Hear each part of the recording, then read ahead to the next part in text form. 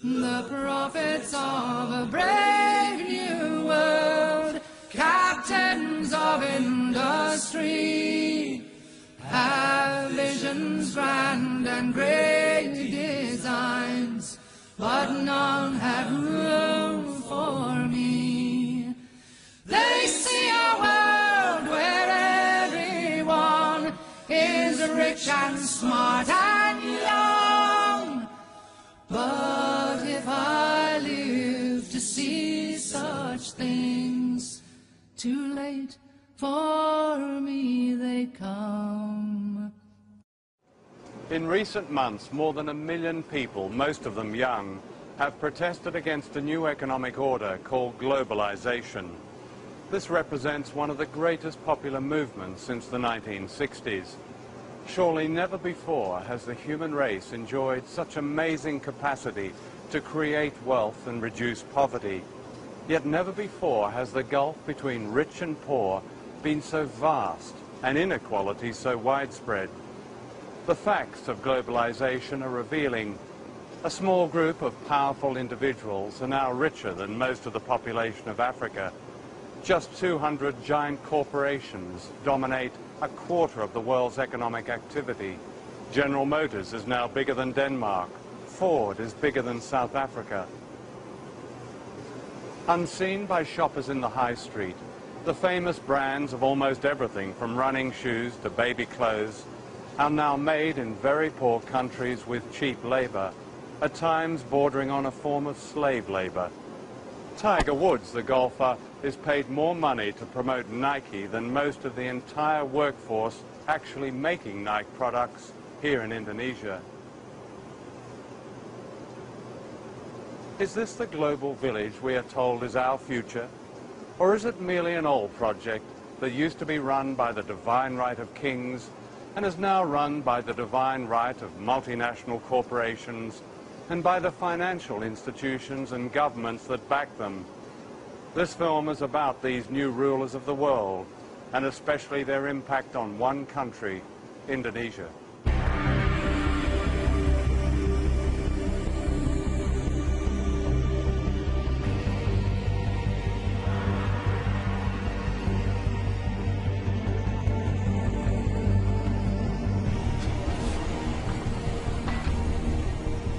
Indonesia is where the old imperialism meets the new.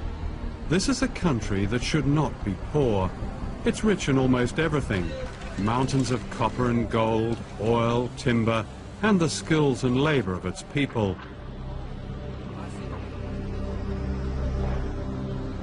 Colonized by the Dutch in the 16th century, Indonesia was plundered by the West for hundreds of years, a debt that is yet to be paid back. Ratusan tahun lamanya Indonesia itu dihisap oleh negara-negara utara. Bukan hanya Indonesia, semua negara-negara kulit berwarna.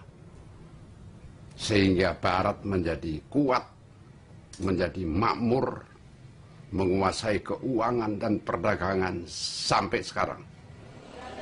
Nah, sekarang didikte oleh IMF, oleh Bank Dunia. Negeri yang begini kaya diubah menjadi negara pengemis sekarang, Indonesia. Karena tidak adanya karakter pada elit.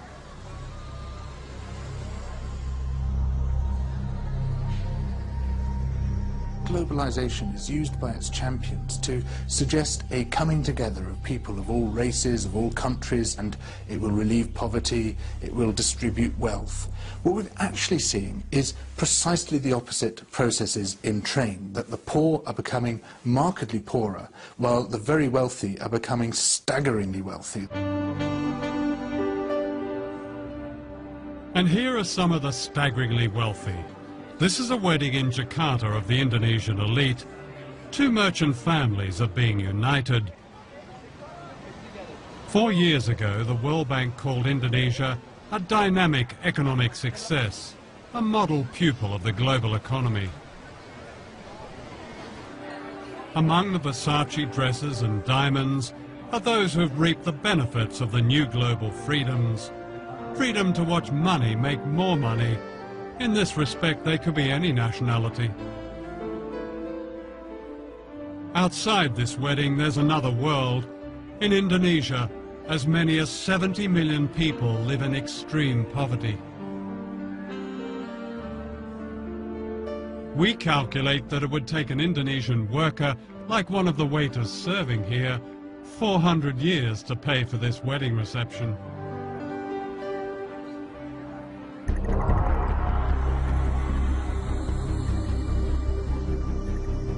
Less than 5 miles away is the backyard of the global economy, the site of the dynamic success you don't see. This is a labour camp that's home to workers who make the clothes we buy in the high streets and shopping malls. This is the human price paid for our fashionable trainers, our smart shirts, our jeans with a tag that says, "Made in Indonesia." Young people living here who make the famous brands are paid on average the equivalent of 72 pence a day, about $1. That's the legal minimum wage in Indonesia. According to the Indonesian government, it's just over half a living wage. The dormitories are made from breeze blocks and packing cases. When it rains, they flood. There are open sewers and no clean running water. Many of the children are undernourished and prey to disease.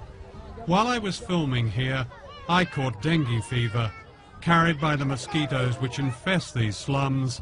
It kills children. The conditions here are not very different from workers' camps in other parts of Asia, in Africa and Latin America, where the famous brands are also made cheaply for lucrative Western markets.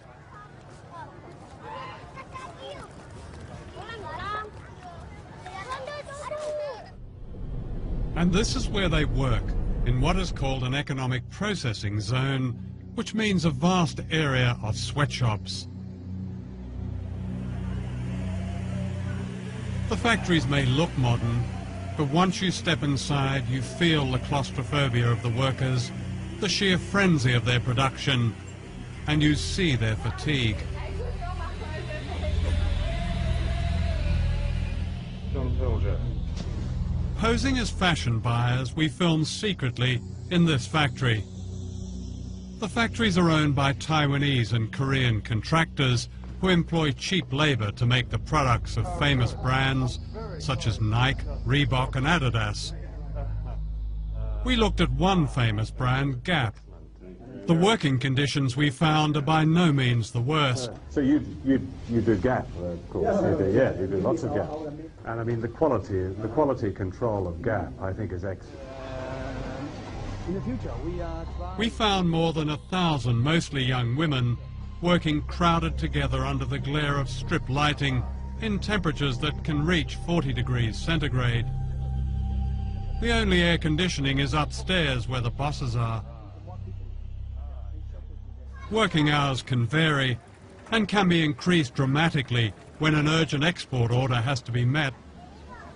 We surveyed 5 factories regarded as typical, and I interviewed workers from all over Jakarta. You work a 24-hour shift with just a couple of breaks, and then 2 hours later you start another shift. So in effect you work a 36-hour shift.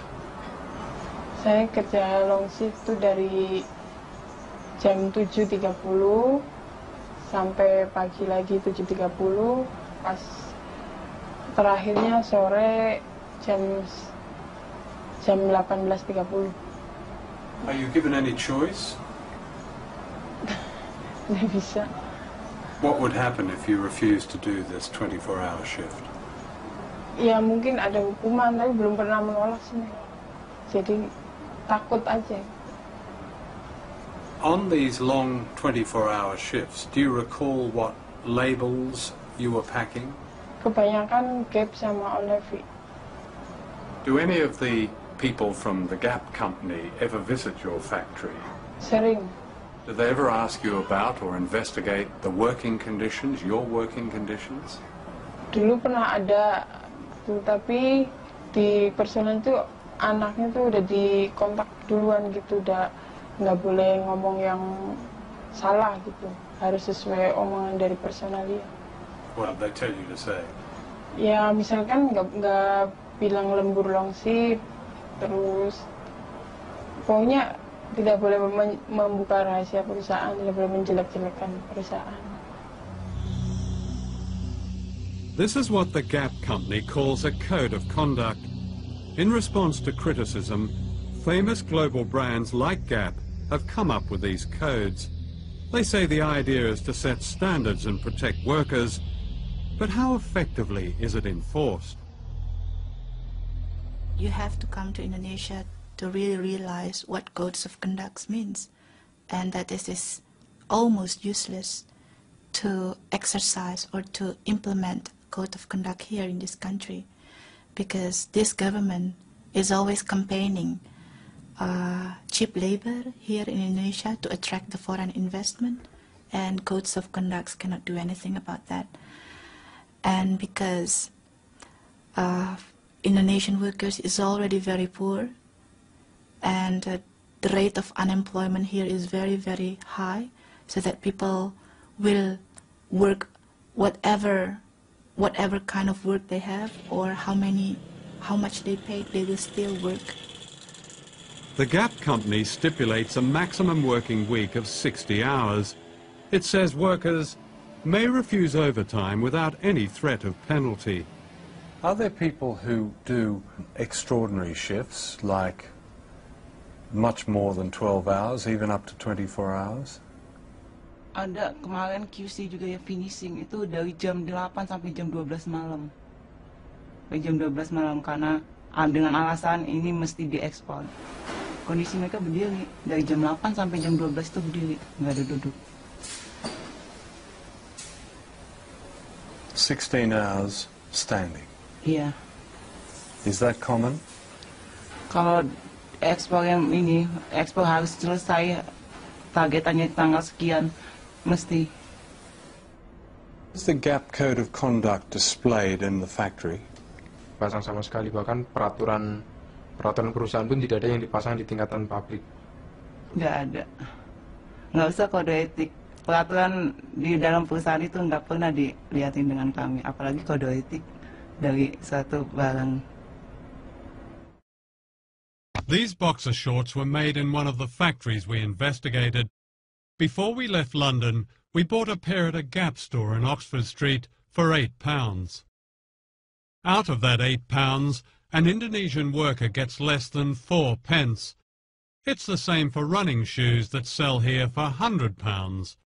Out of that £100, a worker gets around 40 pence. That wouldn't even buy the laces. Ya kami kaget, benar-benar ya. Oh, ternyata kami dalam satu celana ini kami bisa menguntungkan pengusaha begitu banyak, apalagi ribuan celana. Sehari minimal kami harus menghasilkan 3.000 celana. Itu minimal. Last year, the chief executive of Gap earned more than $5.5 million. The profits of Gap were $1.38 billion, and this is typical of many companies. In order to protect the workers in this film, we have not named the factories we investigated. In Indonesia, as in other countries which have sweatshop economies, workers who speak out face the danger of victimization from contractors and violence from anti-trade union forces. Dita Sari, a trade union leader, was herself imprisoned and tortured. Codes of conduct must be monitored by trade unions. How could you monitor codes of conduct if trade unions is still weak, if the police is surrounding their activists, and if they're facing repression whenever they operate? We asked the Gap company for an interview, but they declined, saying it was unfair not to identify the factories as they couldn't verify our evidence. We sent them a list of questions, and they supplied this statement. Gap says it employs one of the most comprehensive factory monitoring programs in their industry. For some manufacturers, our standards are too tough, and we refuse to do business with them. We prefer to work with them to fix the problem. We can't force them to comply. One of the things that we can do to take action in support of better conditions for people in developing countries is, when we buy anything, ask the retailer where this product comes from, under what conditions it's produced. Write to the company that made the product and say you want assurances that this comes from a factory that treats its workers well, that gives its workers rights to be able to form trade unions, etc. And these are some very basic ways in which we can act as informed consumers. I'm not afraid to bend my back. I'm not afraid of dirt. But how I fear the things I do for lack of honest work.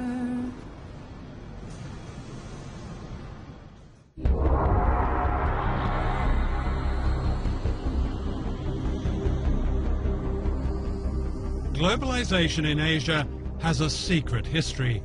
The great sweatshops and banks and luxury hotels in Indonesia were built on the mass murder of as many as 1 million people, an episode the West would prefer to forget.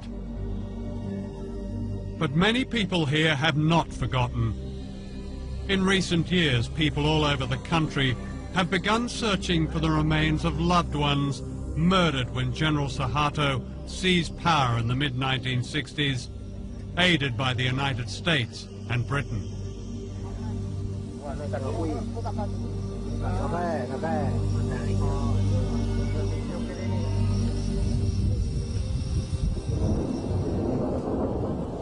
Until recently, the truth of this episode has remained so secret that this is the only known photograph of the atrocities.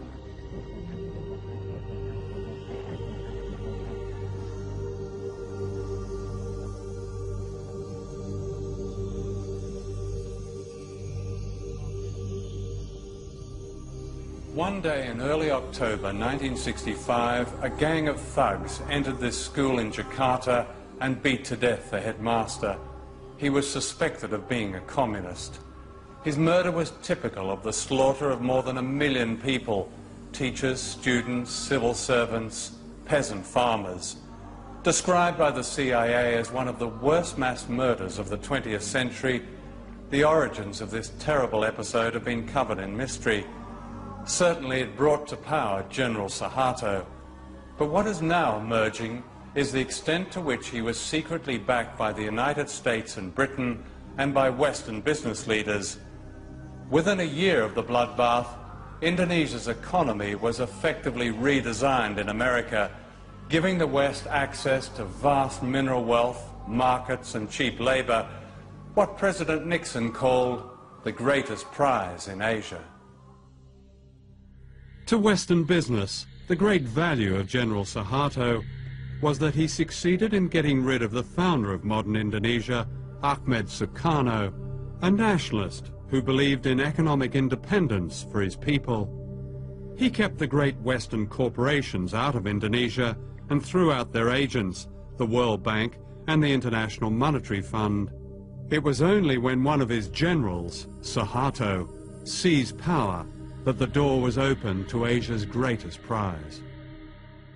When the Suharto regime came in after the putsch, they were able to make a lot of the fact that they were calling the IMF and the World Bank back in. They were going to rescue them, you see, and British propaganda in particular made a lot of this. You know, the IMF was decent, and it was going to bring order, and everything was going to be lovely in the Indonesian garden.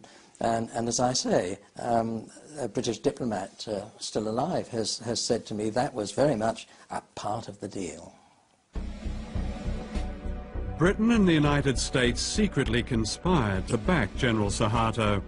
The American ambassador assured him that the US government is generally sympathetic with and admiring of what the army is doing.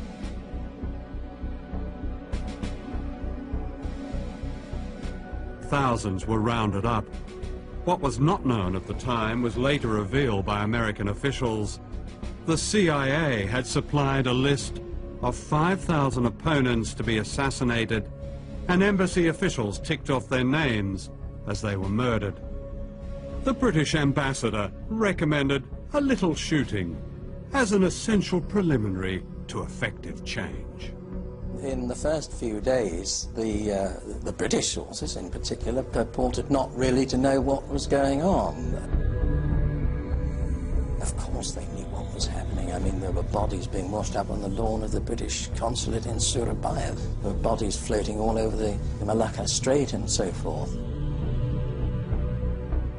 A man called Hadibroto, a lieutenant colonel or something, was anxious to take some troops, Indonesian troops, from the east coast of Sumatra, from the northeast coast of Sumatra, to east and central Java, so that they could take part in what we now know was this terrible Holocaust, really.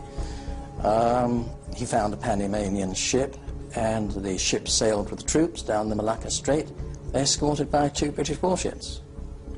So the British were directly involved in, as what you describe, as a Holocaust? Well, I would count that some sort of involvement, wouldn't you?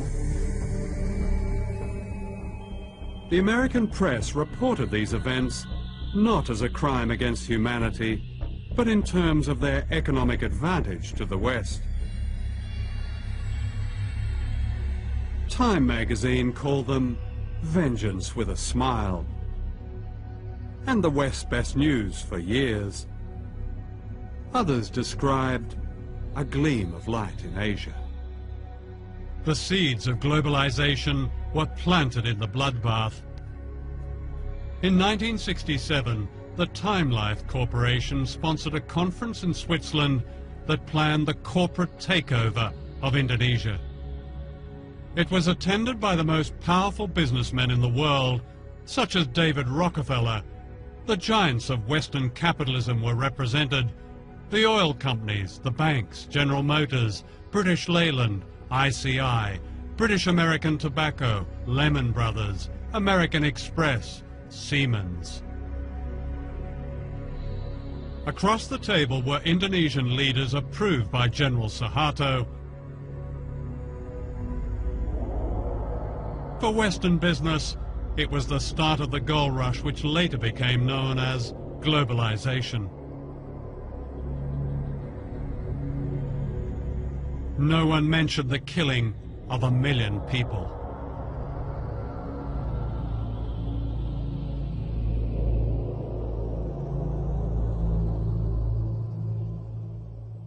I've never, ever heard of a situation like this for any country, where global capital essentially holds a meeting with state and hammers out the conditions of their own entry into the country. The conference went on for 3 days.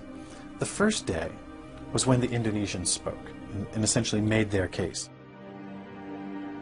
They divided into 5 different sections on the second day. Sectoral meetings, mining in one room, food services, light industry in another, banking and finance in another, Chase Manhattan was there, and simultaneously they hammered out policies that were going to be acceptable to these global investors on a sector-by-sector basis, with each of the people going around the table saying, this is what we need to see, this, and they basically designed the legal infrastructure for investment in Indonesia.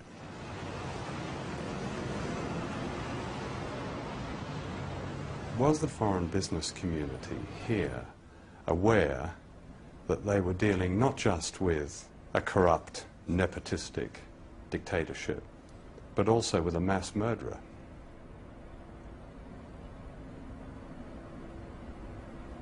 That's a very general question. Well, no, it's quite specific, actually. I mean, mass murder is mass murder.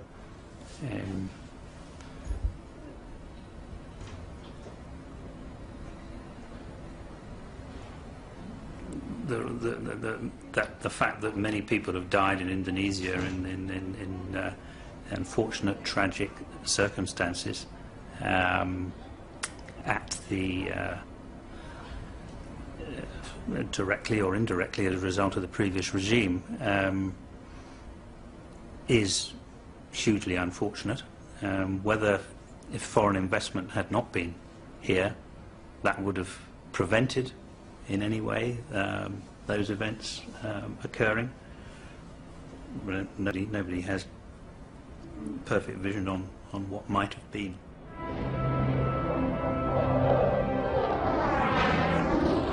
Globalization began in Britain in the 1980s when Margaret Thatcher dismantled much of manufacturing and poured millions of pounds into building up the arms industry. Indonesia became an important British arms market, and General Suharto was sold everything lethal, from fighter aircraft and missiles to warships and machine guns. Unknown to the British public, millions of pounds went to the dictator in export credits. In other words, a large part of his arms bill was paid by the British taxpayer. So important was Suharto as a business partner that the mass murderer was welcomed to London by the Queen.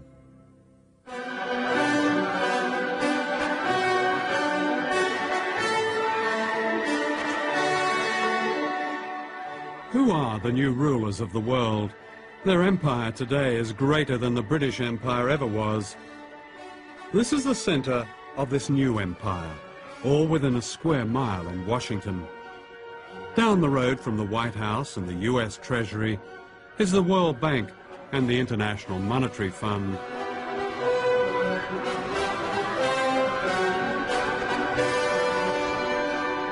These two bodies are the agents of the richest countries on earth, especially the United States.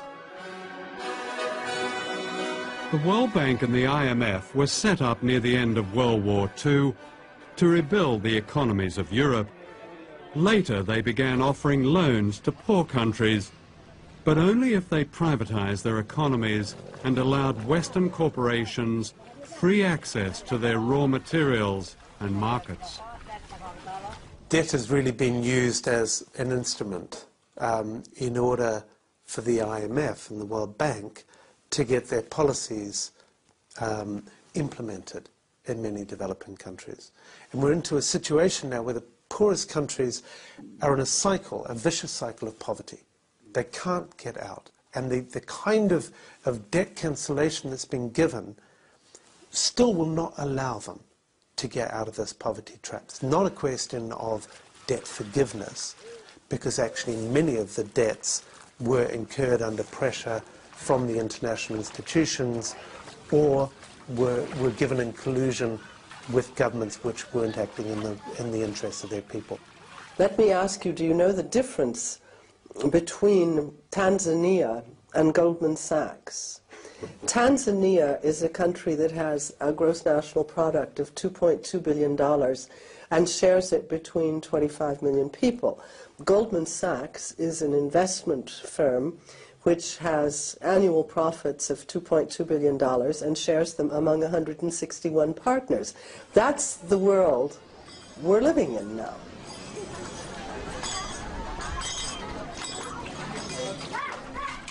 The World Bank says its aim is to help poor people, promoting what it calls global development. It's an ingenious system, a kind of socialism for the rich and capitalism for the poor. The rich get richer on running up debt, cheap labor, and paying as little tax as possible, while the poor get poorer as their jobs and public services are cut back in order to pay just the interest on debt owed by their governments to the World Bank. Here in Indonesia, where most people are poor, the handouts to the rich have been extraordinary, to say the least. Internal documents of the World Bank confirm that up to a third of the bank's loans to the dictatorship of General Suharto went into the pockets of his cronies and corrupt officials. That's around $8 billion.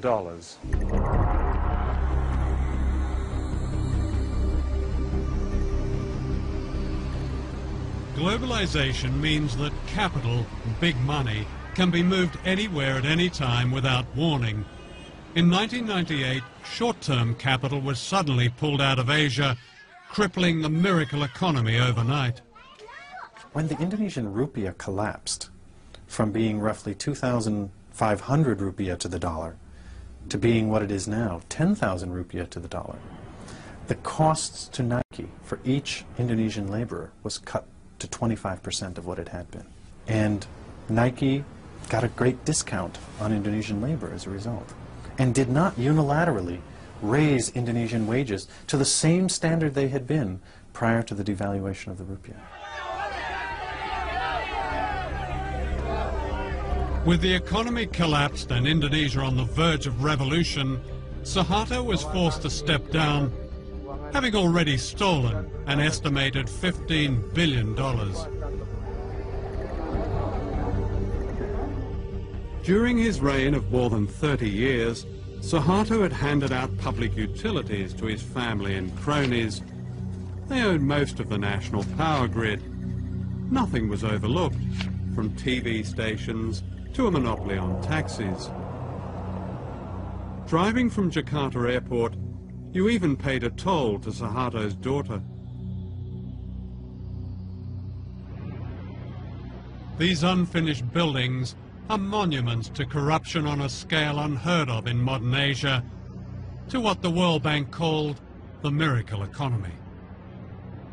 The bank presents itself as an economic development agency focused on the reduction of poverty. But in fact, the bank operated during the entire Cold War as an institution that distributed resources to mostly authoritarian regimes in the Third World that supported the West in the Cold War.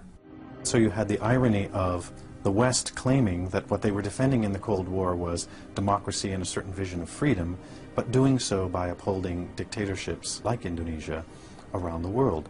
What they did was they had plenty of projects, some of which surely were valuable, many of which were not.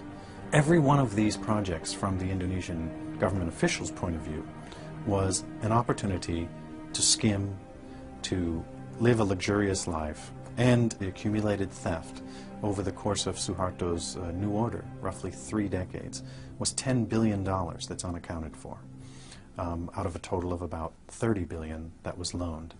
And when I said to the Auditor General of the World Bank, what if a group of Indonesian citizens or even the government were to challenge the World Bank in the World Court over this loss of money? The citizens who bear the burden of this debt never got the money. Why should it still sit on their shoulders to be repaid? And his response was, we would be bankrupted. And I said, why? And he said, because this has gone on the world over. I went to Washington to interview the chief economist of the World Bank, Nicholas Stern. I asked him to explain how almost 30% of World Bank loans to Indonesia had been lost or stolen. We simply don't know what that number is. Here's your own internal report, August 97. I quote, we estimate that at least 20 to 30% of Government of Indonesia development budget funds are diverted through informal payments to government staff and politicians. That number was plucked out of the air. Lots of times we have to guess with numbers, and the person who wrote that was guessing. Somebody comes up with a number and it gets recycled. But a lot of money. I don't want to dismiss the issue. Just let's not get hung up on one figure, which isn't a particularly hard no, figure. but I mean, if it's a third of what the World Bank has put into one country... No, then it's a serious question. When you have a loan, there's a lender and a borrower, and they share the responsibility in some way. There's a strong case that has been made by people who have seen this evidence that the World Bank was duped by the Suharto regime, claiming that poverty had dropped to 30 million, and in fact poverty was around about 60 million. Let's talk about the harder figures. The income poverty figures are always the most difficult ones to get your hands on. But I think the illiteracy figures in the infant mortality figures are in this case probably more reliable. And there was some progress during that 30-year period, significant progress, I mean cutting illiteracy by half and so on. That's a very important step forward, so let's not lose sight of that. In 97, the World Bank described the economy under Suharto in a famous report as absolutely dynamic, doing everything right, terrific, brilliant. You know, by that time the whole Asian thing had already started to collapse. It wasn't until the following year that the World Bank, for the first time in 30 years, had anything to say about a regime that is guilty of mass murder. Why was there such a silence that seemed to a lot of people simply to be complicity with this murderous dictatorship? I think if we look back on our analysis of the economy and the politics at the time, we got a number of things wrong, and we have to understand that. We're going to get things wrong again. Not so many people called the Asian crisis before it happened. We failed, along with That's your job, though, isn't it? You're all economists with fantastic degrees and brilliant backgrounds, and how can you get it that wrong? We're going to get it wrong some of the time. I think non-economists get it wrong a lot more often than economists. But this isn't a precise game, and there are going to be a number of occasions in the future where we get things wrong too. So globalization creates debts, and debts creates misery, creates unemployment, creates the crisis, creates privatization, a lot of states' enterprise being privatized. So people will have to pay more to have an access for instance, like health, education. So it's not natural. Debts is not natural. It's designed. So in effect, the money stolen by the Suharto family is being repaid. Yeah. By us, by the children.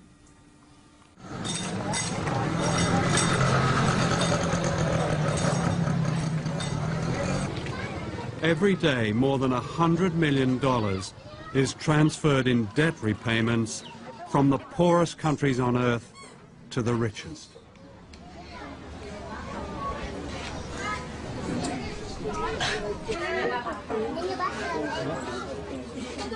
The poverty of families like this is paying off Indonesia's huge debt. The conditions of the IMF's latest loan include a reduction in subsidies on certain fuel and food. Half this man's monthly wage of less than £40 goes on medical treatment for his children who suffer from a serious blood disorder. As prices go up, he cannot even afford the special drugs that keep them alive. Keadaan anak saya yaitu yang pertama, dia menderita sakit. Jadi tiap bulan dia harus transfusi darah. Jadi kalau seandainya nggak transfusi darah, dia tiap akhir bulan itu pucat. Kayak sekarang contohnya, bibirnya udah pada putih dua-duanya. Jadi akhir bulan itu mesti harus transfusi darah. Itu udah pasti. Pusingnya bukan kepalang. Ya kalau seandainya saya sakit gitu nggak bisa masuk kerja, ya udah apa boleh buat. Paling kita bisa cari pinjaman buat berobat anak gitu. Nanti setelah kita kerja lagi baru kita bayar gitu. Kita cicil. Udah mandi kok masih. Kalau seandainya gitu ya, barang-barang naik, sedangkan UMR gaji gitu naiknya nggak seberapa, ya kita otomatis ya kita serahin diri sama Tuhan aja deh. Mungkin yang jelas mungkin berobat pun kayaknya nggak bisa. Jadi kita pasrah apa adanya. Sebab gimana kalau kita paksain untuk harusnya setiap pagi anak-anak kasih teh manis, sekarang nggak. Susu juga nggak. Ya paling kita bisanya teriak sama pemerintah, ikut lewat FNPBI begitu. Kita tuntut pemerintah dengan supaya naikin UMR 100%. Yang penting sekarang kan alhamdulillah bisa ketemu buat berobat. Biar walaupun kita makan pakai ikan asin, tapi udah alhamdulillah. In the global economy, one American corporation dominates the world trade in food grains, while almost half the world's population, like this family, attempt to live on less than $2 a day.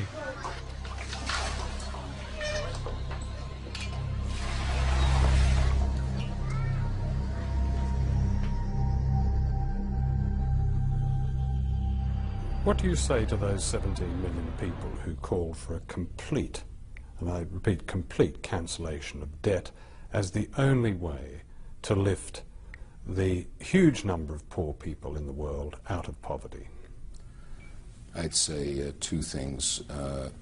First, what will lift people out of poverty is not cancelling their debt, but what policies their countries pursue, whether they educate poor people, whether they give them health. And so the question, and then what sort of economies they try to run. Do they integrate them into the world economy, or do they run corrupt economies? Those are the primary determinants of how well countries will do. That is the answer to what determines whether people get out of poverty.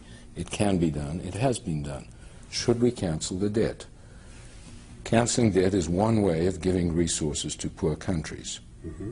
What I'd like to see is a much greater flow of resources to poor countries. I'd like to see the markets of the industrialized countries opened so that these countries, where people are poor and can produce agriculture, are able to export.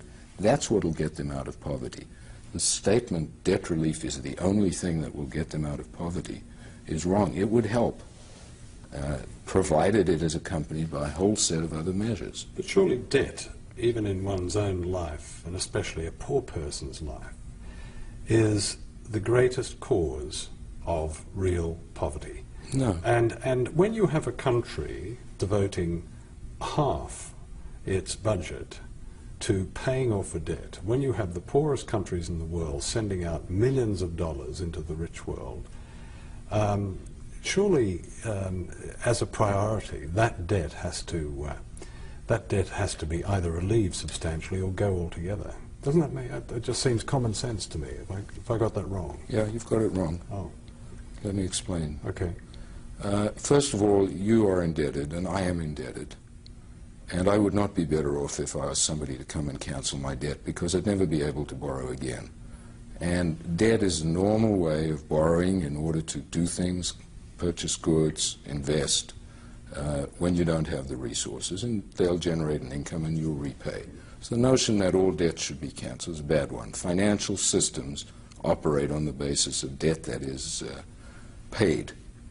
The Human Rights Commission of the United Nations, in a very comprehensive report, said, and I quote, "The institutions of globalization have yet to seriously address the issue of human rights in a democratic fashion.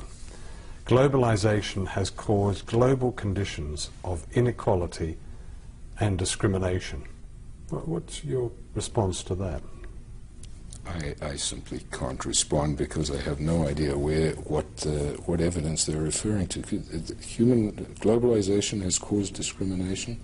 I'd have thought it was the opposite. I'd have thought that... No, for instance, they singled out workers in third world economic processing zones. Again, part of a prescription, may not be IMF prescription, but certainly part of a global prescription, in which it said these workers were prey for exploitation, and because unemployment, for instance, they mentioned Indonesia, had been forced down by the so-called economic crisis of the late 90s, their human rights were lost. You know, Indonesia grew as a result of integrating into the global economy from the 60s on, and incomes in Indonesia rose. It was a dictatorship. Some of their rights were suppressed, and it was a very bad dictatorship. Excuse me, Mr. Fisher, as you say, some of their rights were oppressed. A third of the population of East Timor died or were killed under the Suharto regime. What are you asking me that question for? Do you think we supported the Suharto regime? Well, don't be ridiculous. Well, did you speak out against it? Did your institution, the IMF, speak out? The World Bank didn't.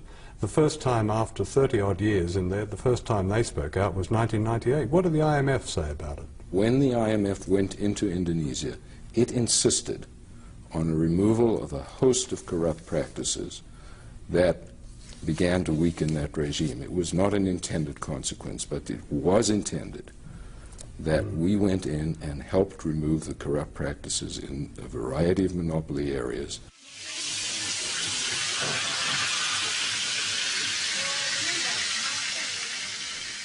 And because now the government, as recommended by the IMF, has already cutting off a lot of subsidies, not only oil and electricity, but also water and education and subsidies and agriculture.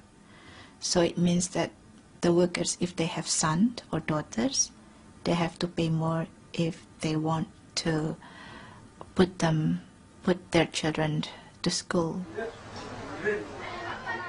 Before, of course, people eat 3 meals a day, but now they have to also make efficiency. So they eat, instead of 3, they eat twice a day, and or they reduce the quality of the food. So that's why maybe the level of productivity is getting lower, because people are getting poor and getting tired, and if you are tired you cannot work properly.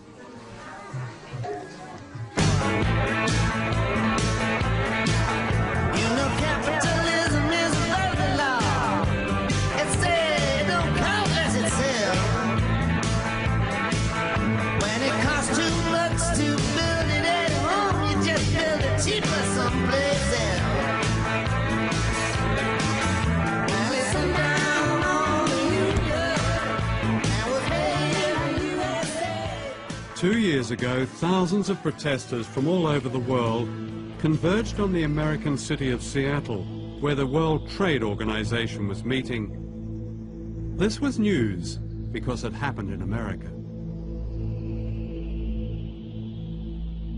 And yet throughout the world, in Africa, Latin America, Asia, a deeper movement against globalization has been growing for years. But this is not considered news.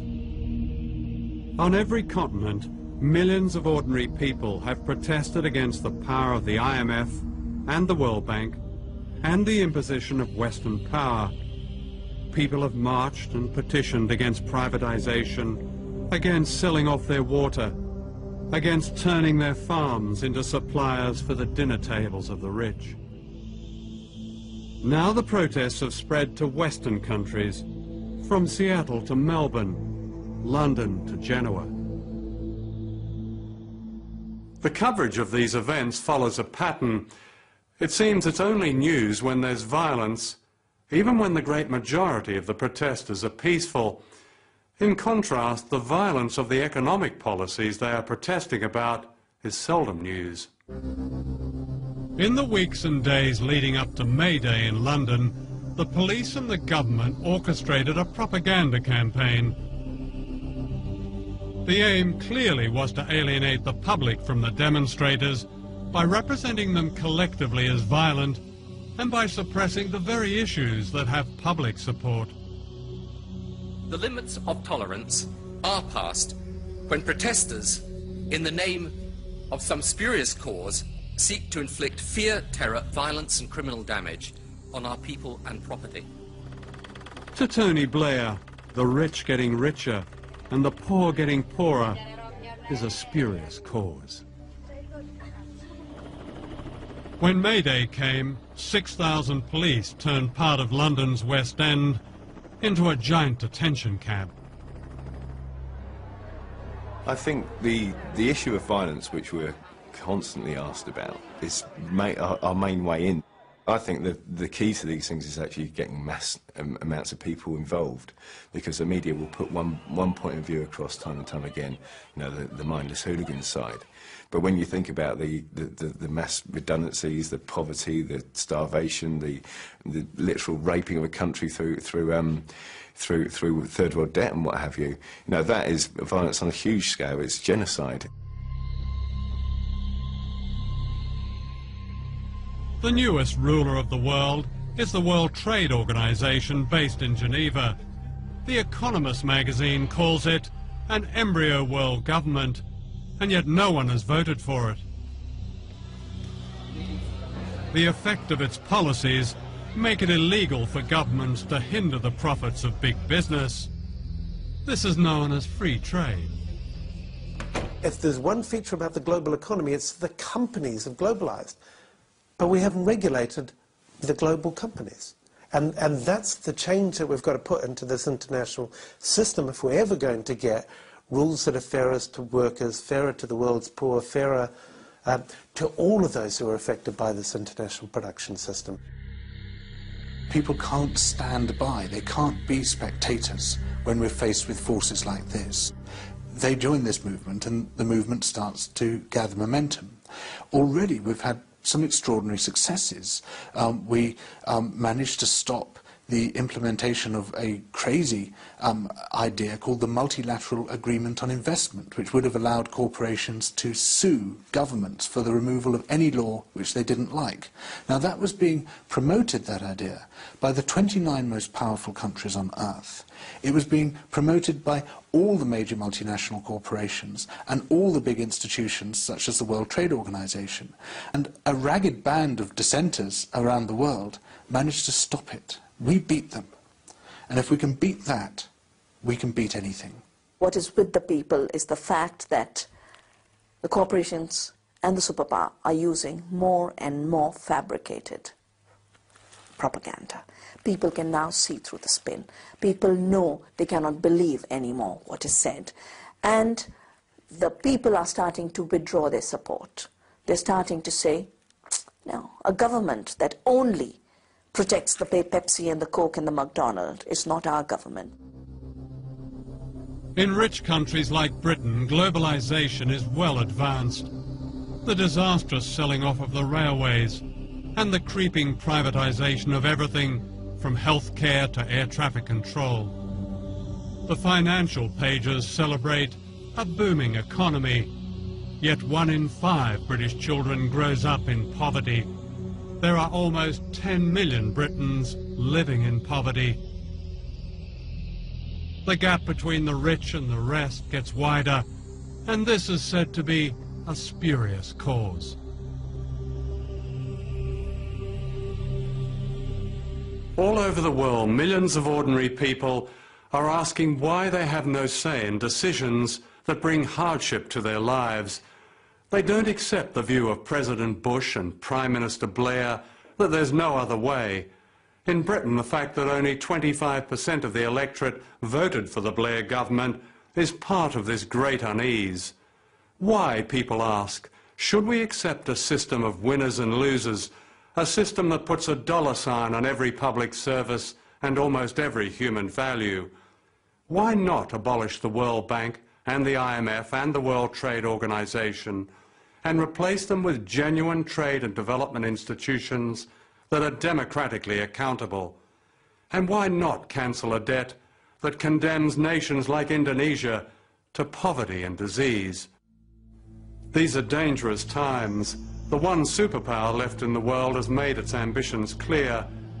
This is a document of the United States Space Command.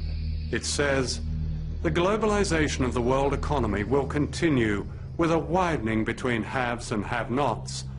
It says only military dominance will protect America's commercial interests. Why should we accept this? Why should our children have to face these divisions and dangers? None of them is God-given. All of them can be changed.